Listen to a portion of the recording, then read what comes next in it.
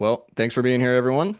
Today we have Toby Leary. He's a London-based cinematographer.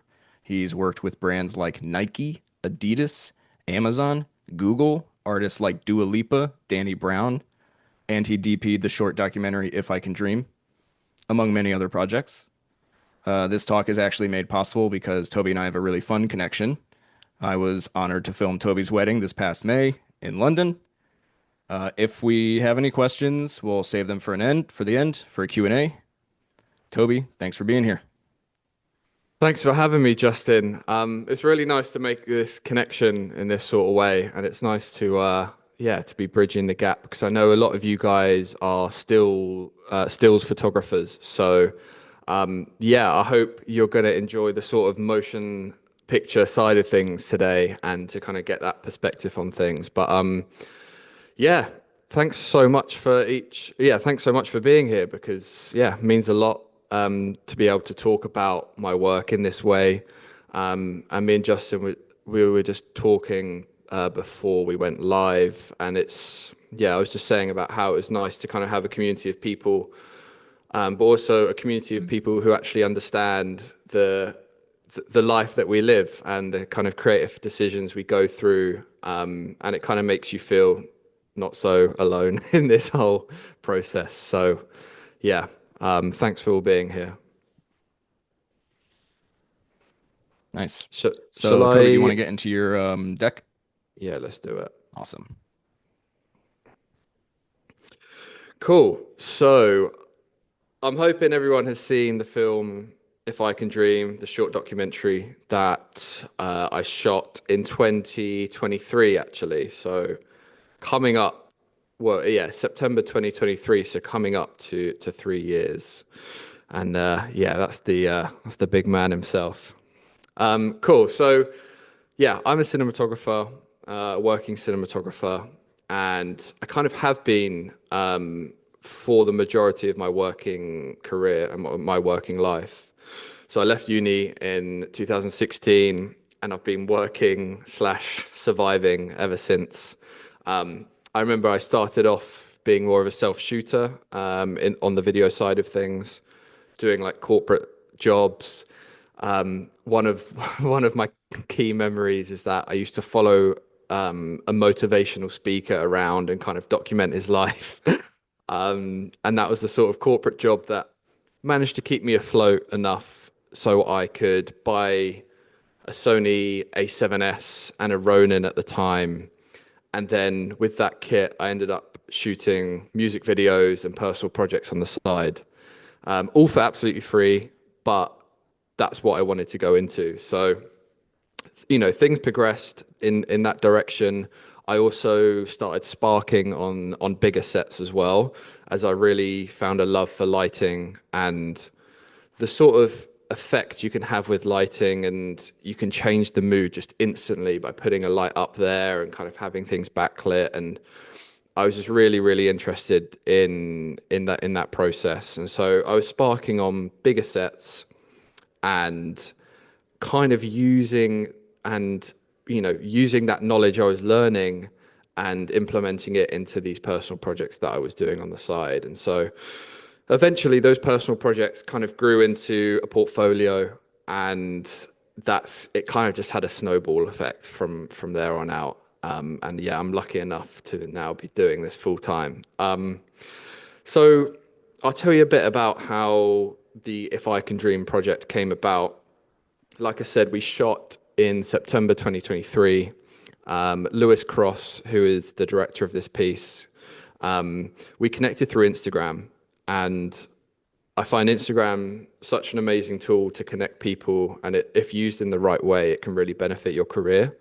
I remember it wasn't a sort of instant connection. Like Lewis and I think we were speaking for a good few months on and off, and then he posted on his story that he needed a DP with a 16 millimeter camera for a personal project coming up.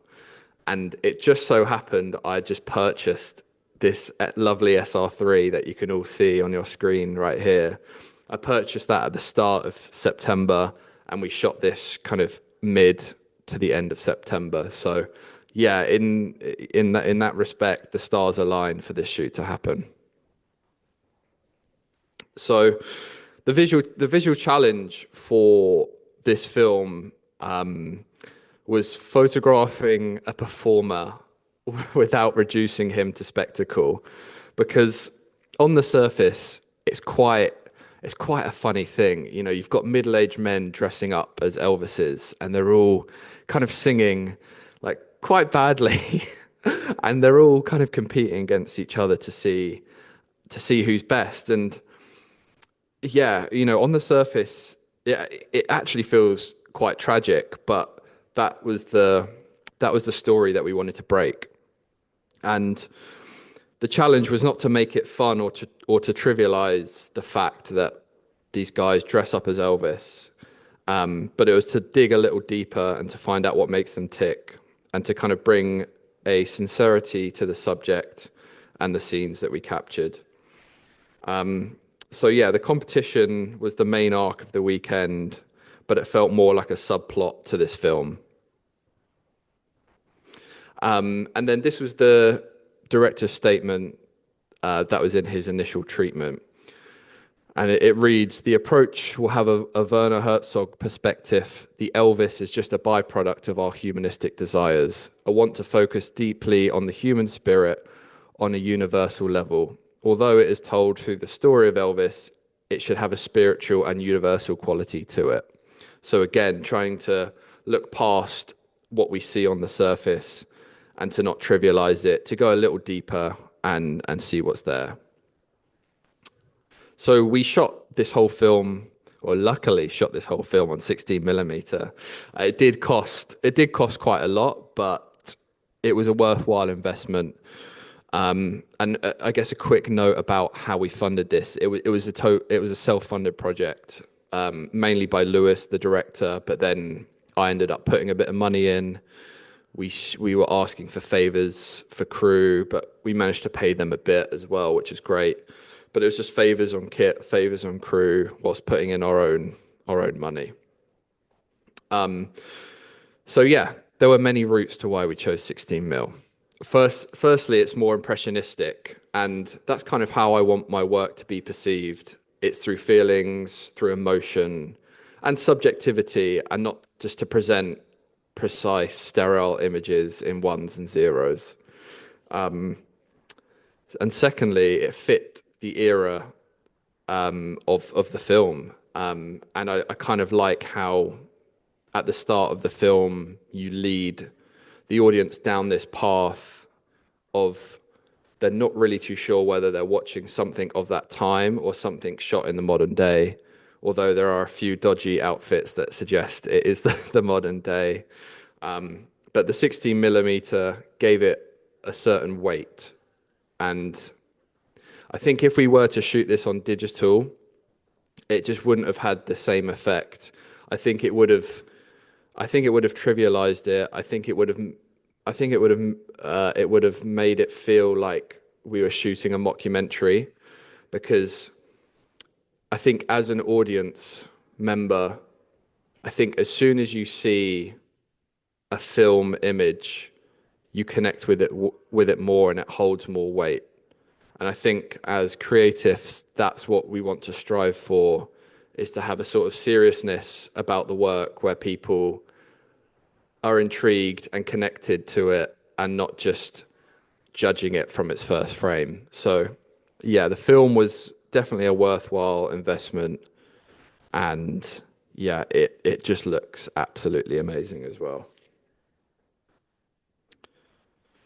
So we did create a dogma for this shoot, and that was in order to make it not feel like a documentary. We wanted it to feel like we were shooting fiction, and we wanted to kind of break into this world that he was living in. And so the camera was there to observe rather than chase. And there was this sort of hybrid visual style in between direct cinema and the verite, where we would construct scenes mostly on the go that explored his character and spirituality. So this is really interesting because these are the first few images that we started to pull together for this film. And this is, I think most of these stills are from a documentary called Paris is Burning, which is about the drag scene in New York City. I'm not too sure what era, but as soon as we started to pull these images, these just started to feel so aligned to what we wanted to achieve. Obviously, there are some crazy costumes going on, but there's a sort of rawness to it and a vulnerability to these images, especially the girl in the dressing room doing her hair there, and even just like an abstract shot of the hand. These images just really started to feel and connect with us. And then we moved on to kind of finding the right color palette as well. And obviously, the 16 mil really helped with this, but we know we wanted to go for something a little bit more muted, a little bit downplayed, just so it felt grounded in reality, even though it was such a kind of a fringe sort of subject we were filming and a fringe world we were going into. We still wanted to ground it in reality, and so we went for this kind of desaturated palette where we just use certain colors to pop, like with the reds and the blues and the greens. Can you tell us about what film stocks you chose? Yes. So the film stocks we chose were, I think we had about 11 or 12 rolls of 400 foot in total. And then I think we had about eight 500T and then four 250D because we knew we were going to be shooting inside for a lot of it. And we didn't have any lighting with us. We had like a small LED panel and a couple of Astera tubes, but we definitely didn't bring the Astera tubes with us. They were way too heavy to be carrying around. But the 500T just allowed that freedom to be able to kind of rock up to any situation and be like, right, I think this is going to be exposed. So obviously we had the daylight scenes as well, so we shot that on the 250D, and yeah, we didn't really we kind of chose the film stock because of the environments we were going to be in. Like it would have been really nice to have shot it all on 50D, but it was just so unrealistic by that point. Because this is a documentary, you have to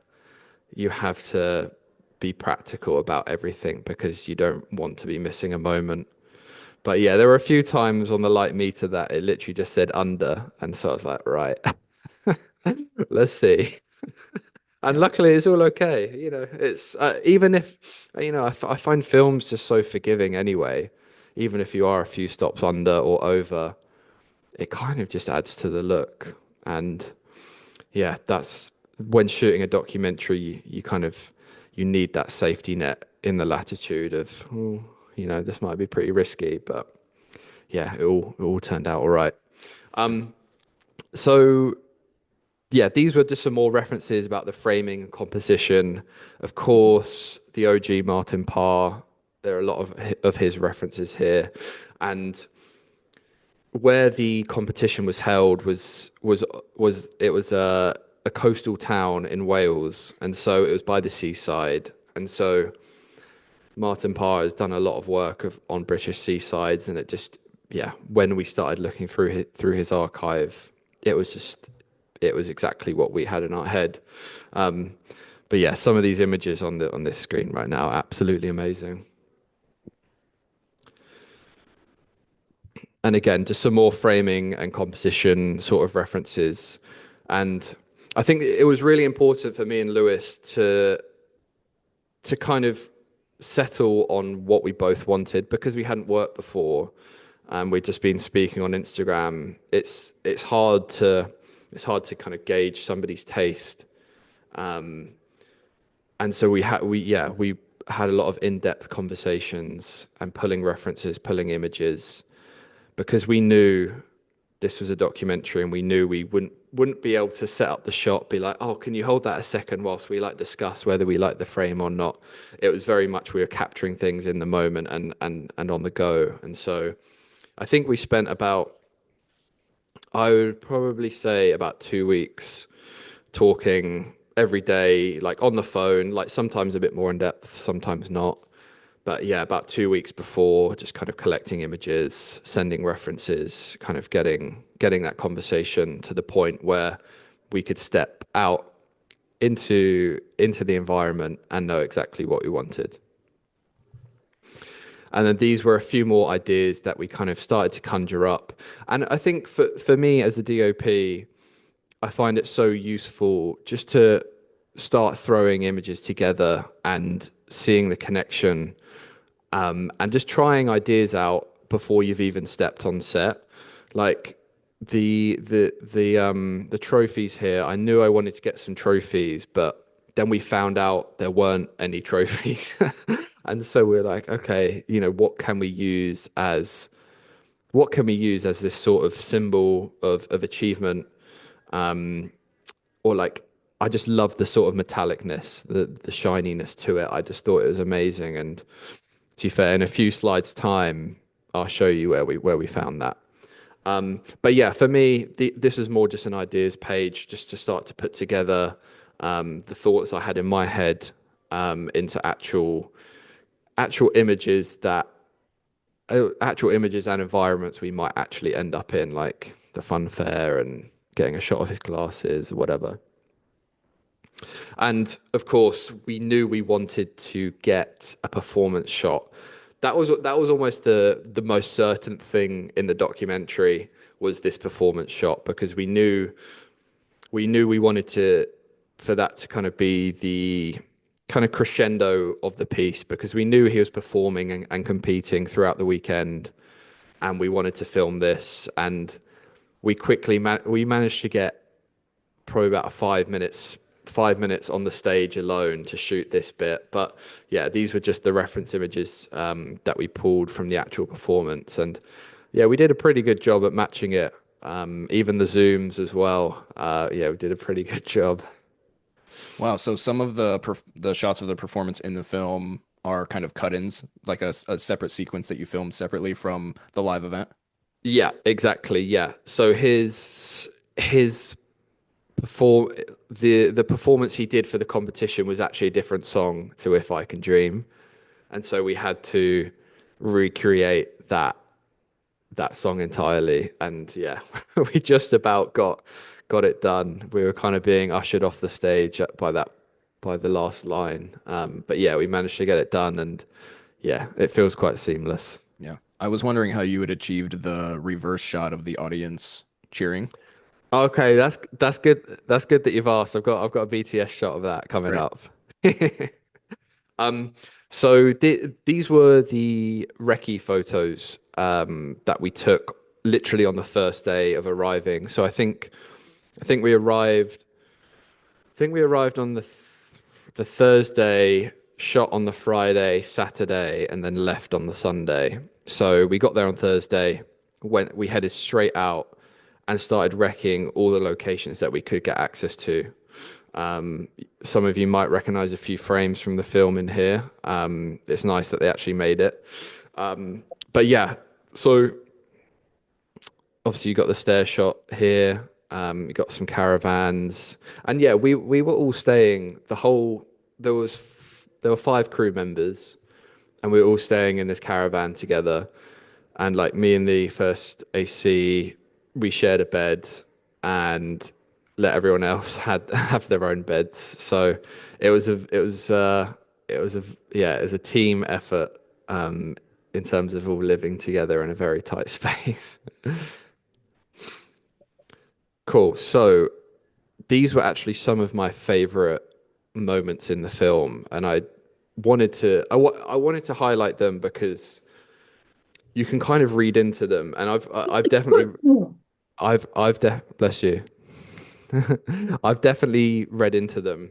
And so this this shot starts on the donut, it zooms out, and then it reveals American donuts with with the lights, and then we cut to the old man making the donuts. And when capturing this shot, I had no idea why I was capturing it, except for it just felt right. and obviously it had American donuts. It was tying in with Elvis. But what Lewis did in the edit was he selected the right bit of dialogue for this image just to make sense. And Andreas says he was the biggest light I ever found in my search for meaning and role models. And in my head, the donut you see on the floor here is Andreas. We zoom out and it reads American Donuts. And so that's him finding Elvis. And then the old man here is in my head is God making all the Elvises and all the superstars. And so it's when shooting a documentary, you just have to be open to these random moments. Like we didn't put that donut there on the floor. It was just there. And I was like, hang on, I feel like there's a moment here. And so you can really make something out of nothing. You've just got to be prepared to be crazy and do it. But yeah, props to Lewis for making this shot make sense. And it's honestly one of my favorite moments in the film. So this is where we found our trophies and bit of metallic.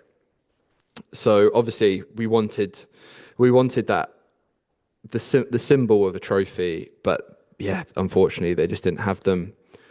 And so on our location scout, we found this arcade game with these golden eggs, and I was like, aha, like this. I was like, this is my aha moment. I was like, as it's the same tone, it's kind of got the same metallic feel. It feels it feels like it feels like the trophy shot that I wanted to get. And again, props to Lewis for making this fit in the edit. Andreas says, I was on my way to become a priest, but I realized Elvis was more real. And then at that moment, the grabber comes in and grabs the egg and it wins and it takes it out. And so in my head, this is all of the sea of opportunity Andreas had in front of him at that crossroads of his life. And he chose one egg and he stuck to it. And that was being Elvis. And so, yeah, again, this shot, I think Lewis thought I was a little crazy, but he was like, no, no, no, like go for it, capture it. But I was like, no, it just looks too good not to get as well. But I was like, there's a lot of symbols going on in this shot. So yeah, I'm glad he managed to find a bit of dialogue for it to all make sense. And of course the stairs shot as well. And this is the moment after the egg shot where he finds Elvis and decides to become him and kind of dedicate his life to impersonating him, but doing good through it.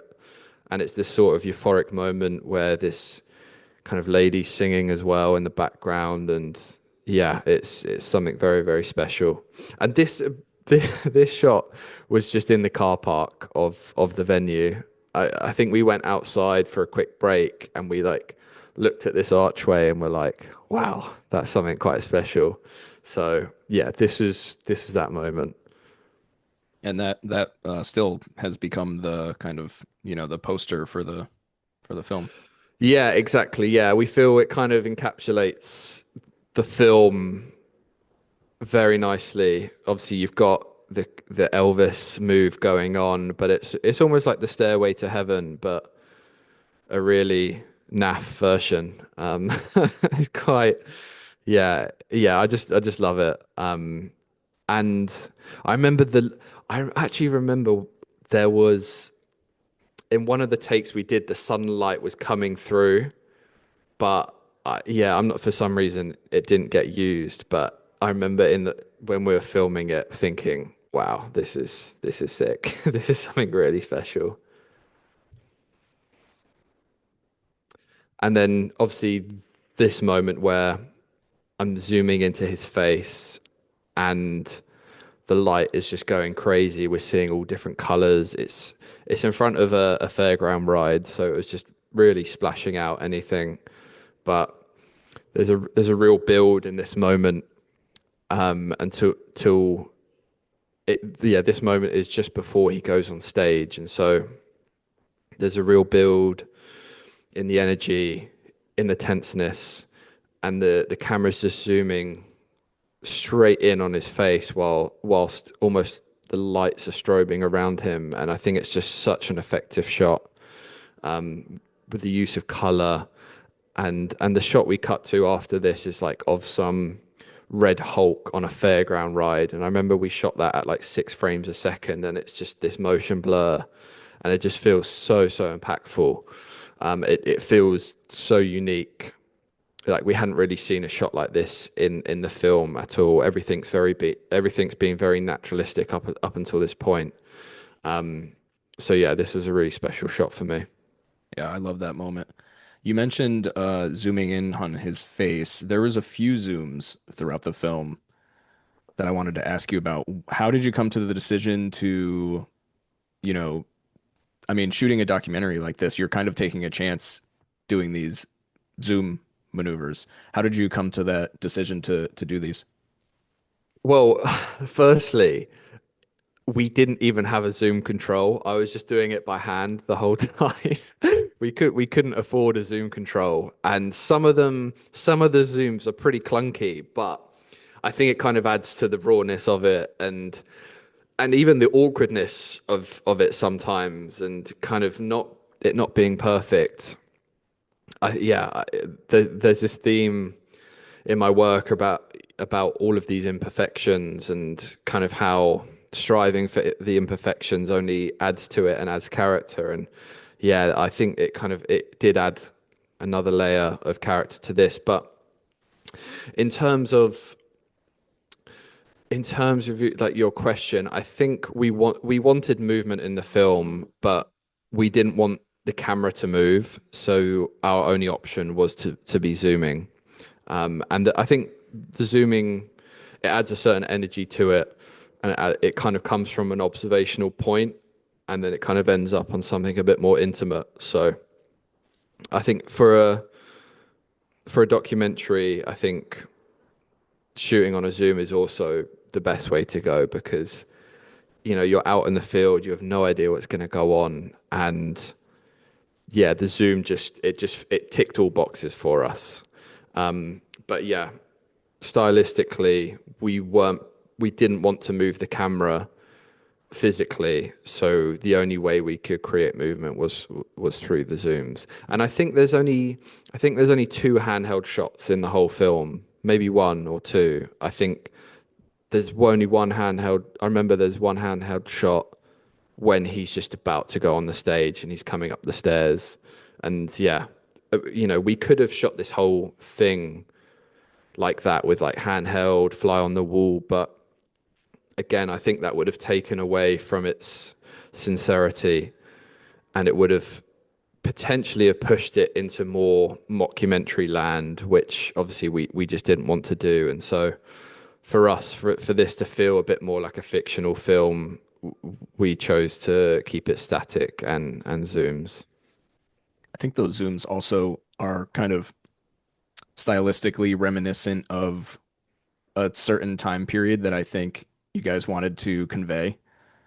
Yeah, exactly. Yeah, those sort of studio shoots, or those performances of Elvis where it is just zooming in, and even in the If I Can Dream, in the comeback show that Elvis did, that it's full of zooms, and it kind of zooms in on his face and then it zooms out, and yeah, just evoking that feeling of that era. Cool. So yeah, this was more just like logistics. So we had a obviously director, DOP, first AC, who also loaded the film as well. Then a camera trainee and a sound person. And then yeah, this was the kit that we had. It was an SR3, Canon 8 to 64, a couple of ND filters, and then that was pretty much it. And we managed to beg, borrow, and steal some tripods and a few lights for absolutely nothing. So yeah, big props to the crew for just mucking in and getting involved. And I feel all passion projects come from a place of people understanding that there is no money involved, and you're doing it for the sake of doing it because you love what you do, and you want to make something of your own. So Yeah, we just about did it. Cool. So we've got some BTS pics now, and this was the lovely caravan we're staying in. It was actually quite spacious for a caravan. Um, and yeah, that is Darius, the first AC, and Laura, the trainee, and then Lewis, the director here, and obviously all the film. And Lewis was taking some stills over this weekend as well, but I don't think he ended up doing anything with them. I think the film just became such a big project and it kind of became bigger whilst we were there. The sort of size and magnitude of it kind of grew throughout the weekend, and we were like, oh, we think we've got a really good film here. And so all of the focus just went on the film and getting it edited, getting it color graded and out the door and to the festivals. So yeah, here are some more BTS pics, and okay, this is a funny story. The one on the left here in the changing room. Um, so this was one of the changing rooms at the venue, and it was this old building, and so it had a lot of texture to it, and the lights were like flory tubes, which were like off color, and mixed with the 16 mil, it just looked so good. So much so that we hardly lit any of this film. We just let it roll naturally. But in this changing room, yeah, there was one next to it which was empty, and they were like, "Oh, you can go and film in there." But we went in there, and it just didn't look great. And we are like, "Oh, can we film in that one? It's got a really nice mirror." And it had like somebody's stuff in it. It was more just like a change of clothes and like a bag, but you know, filmmakers being filmmakers, we picked it up and we put it in the next changing room, not thinking much about it. And during filming, one of the guys who is an Elvis tribute act kind of came in and was like, "What the fuck is going on?" And he was like, "I've been here 20 years. You got to show me some respect." And we were like, "Mate, like we're so sorry." Well, just being very apologetic. We didn't really think it was a big deal. Um, but we got we got chatting to him, and apparently there'd been some cases of sabotage over the years of people like stealing people's wigs and going and hiding them and stuff like that. And so, yeah, I think he thought that was happening to him, but we reassured him it wasn't, and we were like, we're just trying to, obviously we're chatting to him about the film, and once he understood, yeah, it all calmed down. But that was quite a funny moment. Um, it might have been one of these. It might have been this guy on the right here, anyway.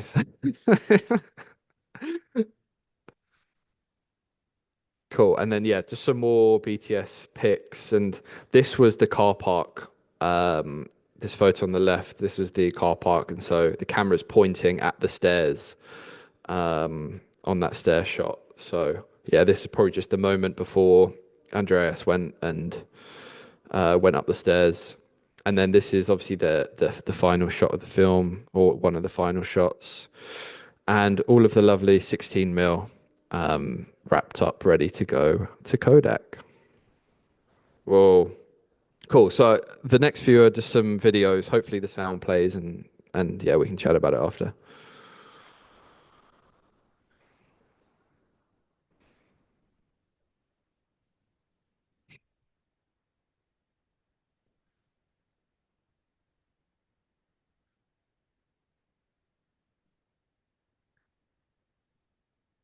Can you hear that?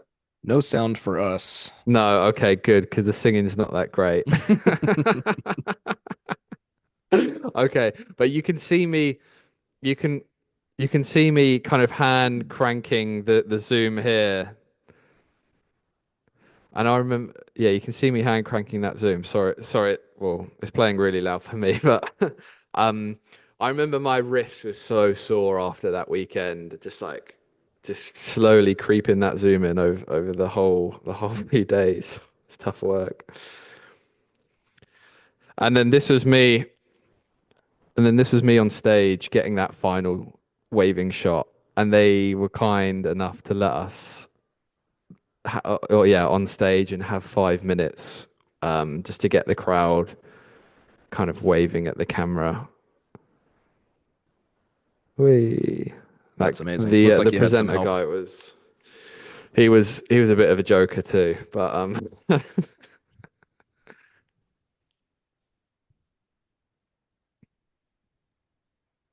yeah, and then so this aside from the main competition, which was in this hall here, they had loads of different venues across the town where the tribute acts would perform, and so this was just one of those performances. And it usually just it just encouraged people just to have a few drinks, get down and boogie. A few Elvises in the back there. It was a really nice vibe, like the whole weekend, and everyone was on the sort of like jolly vibe, and yeah, it was a really nice time. A little bit tragic at times, but yeah, it was an absolutely fantastic weekend. And then this is the final slide, and we actually bought some Elvis t-shirts to remember this shoot by that I still have. And then this was the final cast and crew shot on the. I think that's the chip shop behind them. So yeah, that's us. That's awesome. Oh, and there Um, we go.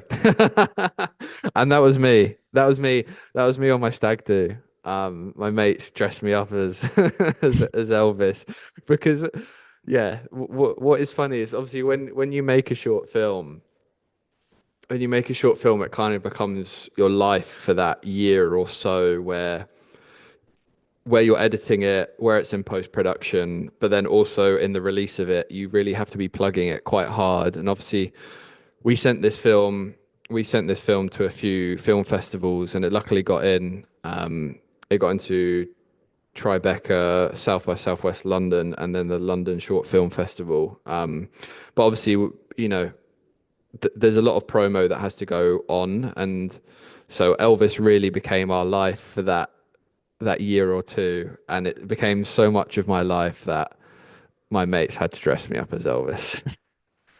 I had to do it. Amazing. Right, Um, let's get off that pic now. I'm curious, what was his reaction to the finished piece? Oh, he couldn't believe it. He honestly could not believe it. He was absolutely in love because yeah, he lives what is he? He's a South he's from South Korea, but he's a refugee and he now lives in Sweden. And he doesn't really, I don't think he has a day job anymore. I think he's a full-time Elvis tribute act. And so he goes into mostly elderly homes and performs for elderly people, and kind of spreads joy, love and positivity with Elvis. And, you know, bless him, he is a, or was a lost soul, and he's now found his purpose. And I don't think he could believe that somebody wanted to make a film about him, and a film so sincere and and touching because you end up really rooting for him, even though he doesn't win. Spoiler, even though he doesn't win, you know, it's not about that. It's about feeling like you've accomplished something in your life, and I think that's something that resonates with everyone, and that's what made it such a universal film and subject, that it wasn't solely about Elvis, it was about finding your purpose in life.